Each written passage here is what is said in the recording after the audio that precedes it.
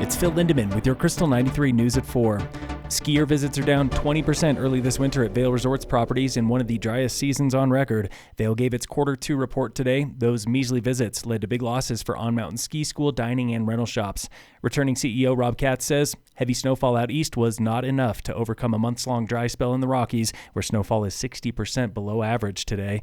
Katz is realistic about the rest of the season. He believes the company will lose money, even if late winter and spring are back to average in the Rockies.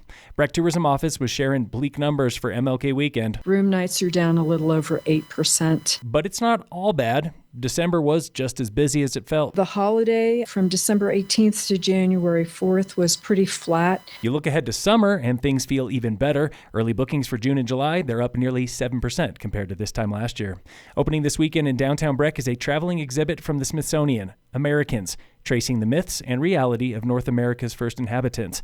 Larissa O'Neill with Breck History explains. It's very thought-provoking. It really wants us to think about how our United States has really been crafted in a way by native influences. And then there's also 3 primary stories that help explain this in a much deeper way. Pocahontas, we've all heard that name, right? The Battle of Little Bighorn and the Trail of Tears. And then finally the story of Thanksgiving. And it asks us as visitors to kind of see those events and people in a much deeper way, from a different perspective. Partnering with Breck History and the Smithsonian is History Colorado, with help from Philip Gover of the Pawnee and Choctaw tribe. We know of Indian people, we know of these things that have happened in the past, but often we don't consider that every place in the United States at some point was home to basically a whole different culture. It's an internal reflection. It's also a discussion, because it's like, I sort of know this story, but then you're like, do I really know this story? Americans opens this Saturday at the Welcome Center at Blue River Plaza in Breck.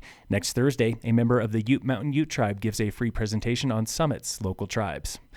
In sports, Lindsey Vonn and Allison Mullen were top 10 today at Women's World Cup downhill training in Italy. One more day of training tomorrow before racing Saturday and Sunday. Tomorrow in Switzerland, World Cup men race Super G. A reminder that parking reservations are back at A-Basin starting this weekend. $20 Saturday and Sunday, now through March, online only. Cars with 4 or more people, they park for free, but you still need a reservation.